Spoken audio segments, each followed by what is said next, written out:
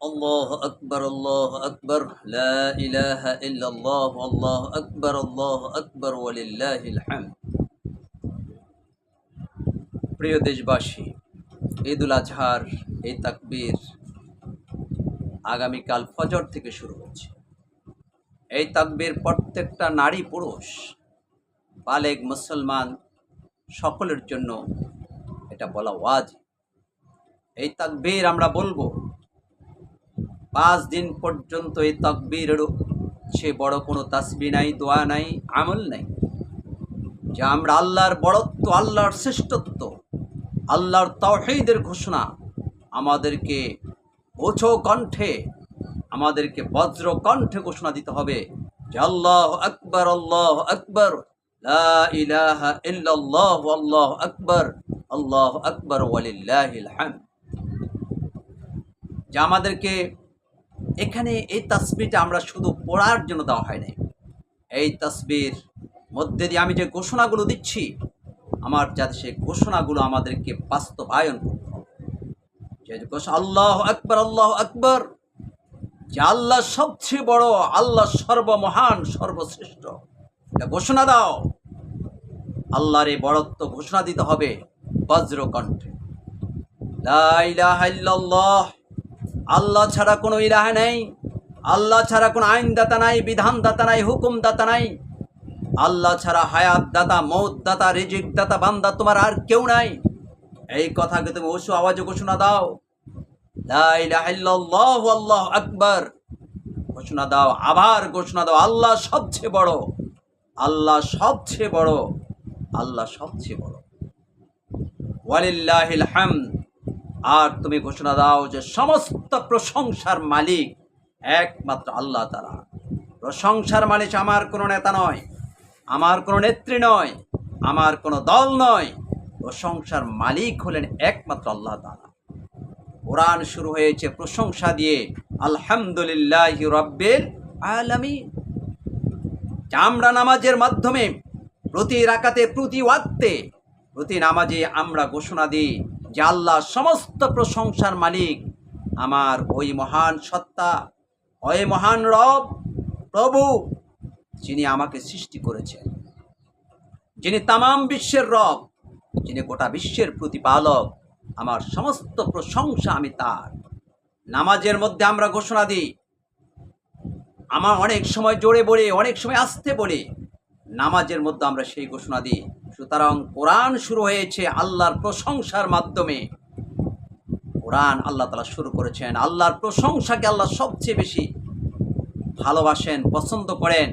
বান্দা আল্লাহর প্রশংসা করবে, প্রশংসা মানে আল্লাহর গোলামি করবে, আল্লাহর দাসত্ব করবে, আল্লাহর আনুগত্য থাকবে, আল্লাহর বিধান মেনে নিবে, এটাই আল্লাহ তাআলা চান।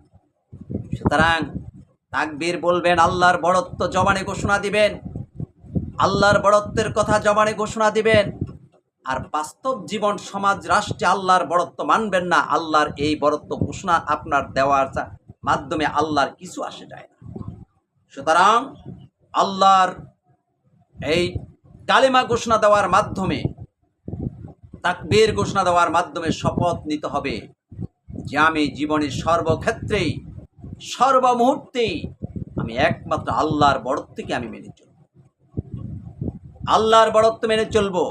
এই জন্য ঈদুল আজহার মধ্যে 6 তাকবীর, কেউ বলছে 12 তাকবীর, 16 তাকবীর পর্যন্ত হাদিসে পাওয়া যায়। তাকবীরের নামাজের মাধ্যমে, এই তাকবীরের মাধ্যমে নামাজ শেখানো হয় যে বান্দা তোমার তাকবীর দিয়ে তুমি তোমার জীবন শুরু করো। আল্লাহু আকবার। তোমার বান্দা যখন জন্মগ্রহণ করার সাথে সাথেই বান্দার ডান কানে আজান, বাম কানে ইকামত দেওয়া হয়। ঘোষণা দাও আল্লাহু আকবার, বান্দার ঘোষণা দেওয়া হয়।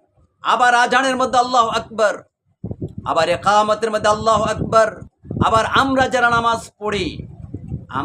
নামাজ পড়ি, দৈনিক নামাজের মধ্যে 200 থেকে 250 বার বলি আমরা আল্লাহু আকবার। শুধু তাই নয়, আবার আপনার আমার জীবন যেদিন শেষ হয়ে যায়, সেদিন আমাদের জীবনের শেষ বিদায় 4টা তাকবীরের মাধ্যমে শুধু আল্লাহু আকবার, আল্লাহু আকবার, আল্লাহু আকবার, আল্লাহু আকবার মাধ্যমে আমাদেরকে বিদায় করা হয়। সুতরাং আজকে আমরা এই আল্লাহর বড়ত্বে আমরা ঘোষণা দিতে পারছি না। আমরা আজকে নামাজে আল্লাহু আকবার বলতে পারি, আজানে আল্লাহু আকবার বলতে পারি, কিন্তু আমরা সমাজ জীবনে আল্লাহু আকবার বলতে পারি না। আমরা অনেকে সমাজ জীবনে আমরা আল্লাহু আকবার বলতে ভয় পাই, সমাজ জীবন আল্লাহু আকবার বলতে আমরা লজ্জা বোধ করি। অথচ আল্লাহ তাআলা বলছে না, সার্বভৌমত্ব ক্ষমতার মালিক বান্দা, তোমার জীবনের প্রত্যেকটা মুহূর্তে মুহূর্তে তুমি আল্লাহর বড়ত্ব ঘোষণা দেওয়া তোমার জন্য ওয়াজিব। সুতরাং এদের এই 5 দিন তোমরা আমার মেহমান। তোমাদের এই মেহমানদের একটা মাত্র দায়িত্ব হচ্ছে, এই কয়দিন তোমরা উঁচু আওয়াজে আকাশ বাতাস জমিন মাটি সব কিছুকে সাক্ষ্য রেখে তোমরা ঘোষণা দিয়ে থাকবে, আল্লাহু আকবার, আল্লাহু আকবার, লা ইলাহা ইল্লাল্লাহু, আল্লাহু আকবার, আল্লাহু আকবার, ওয়ালিল্লাহিল হামদ। এটাকে ঘোষণা দাও।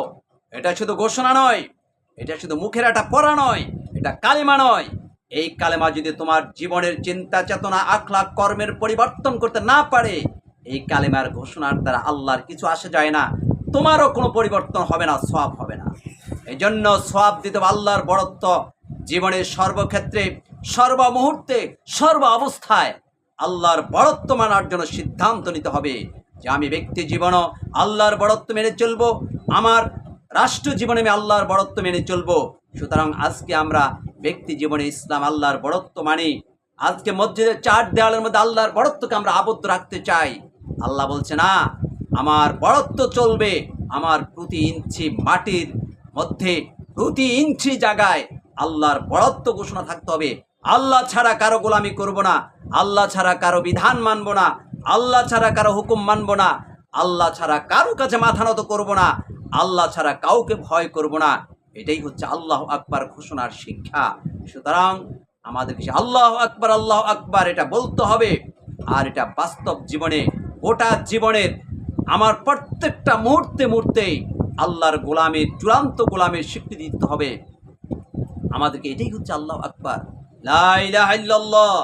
আল্লাহ ছাড়া কারো আইন মানা যাবে না, আল্লাহ ছাড়া কারো আইন মানা হলো শিরক, আল্লাহ ছাড়া কারো আইন মানা শিরক। এই শিরক হলো শিরকে আকবরের মধ্যে শামিল।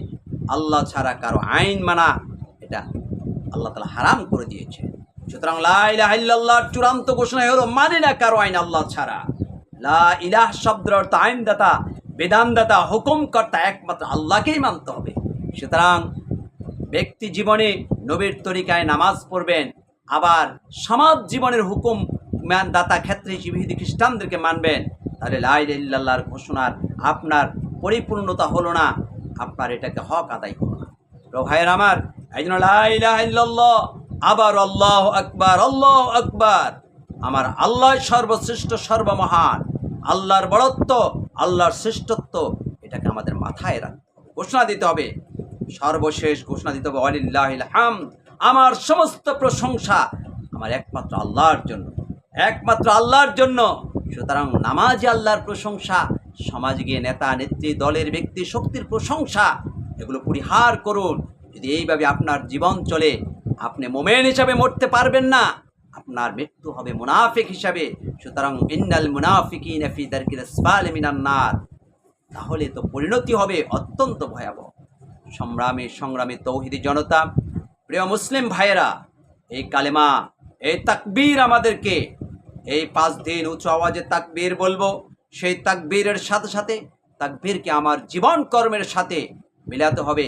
এই তাকবীরের দ্বারা আমার আকীদা পরিশুদ্ধ করতে হবে। এই তাকবীরের দ্বারা আমার আখলাক পরিবর্তন করতে হবে, আমার চিন্তার জগতের পরিবর্তন করতে হবে। সুতরাং আল্লাহকে শুধু জবানে ঘোষণা করা ফরজ নয়, আল্লাহর বড়ত্ব শুধু জবানে ঘোষণা করা ফরজ নয়, বা আল্লাহর বড়ত্ব ঘোষণা করতে হবে আমার কাজের মাধ্যমে। আমার কাজের মাধ্যমে আমি আল্লাহর বড়ত্ব, আল্লাহকে আমি ভয় করি, আল্লাহ সর্বশক্তিমান, আল্লাহর সার্বভৌমত্ব আমি মানি, আল্লাহ তাআলার একমাত্র আল্লাহ আমার মনিব, আমি আল্লাহর গোলাম, এটা আমার কাজের মধ্যে দিয়ে প্রমাণ করতে হবে। সুতরাং আসুন আমরা সকলেই এই তাকবীরগুলো পড়ি।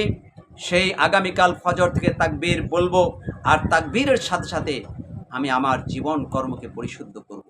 আল্লাহ তাআলার কাছে দোয়া করব, আল্লাহ তুমি আমাদের তাকবীরগুলো কবুল করে নাও, আমাদের কোরবানিগুলো কবুল করে নাও, আল্লাহ ঈদের শিক্ষা আমরা যেন আমাদের জীবনে অর্জন করে আমরা যেন সাম্য, ভ্রাতৃত্ব, আমাদের সেই ভালোবাসা, হৃদয়তা, সম্প্রীতি, সৌহার্দ্যতা মাধ্যমে যেন একটা জাতি গঠন করতে পারি। আল্লাহ আমাদেরকে তৌফিক দান করো, দোয়া করতে হবে। আল্লাহ তাআলার কাছে তৌফিক কামনা করছি। তাকবীরগুলো সকলে আমল করবেন। আল্লাহ আমাদেরকে তৌফিক দান করো। বারাকাল্লাহ।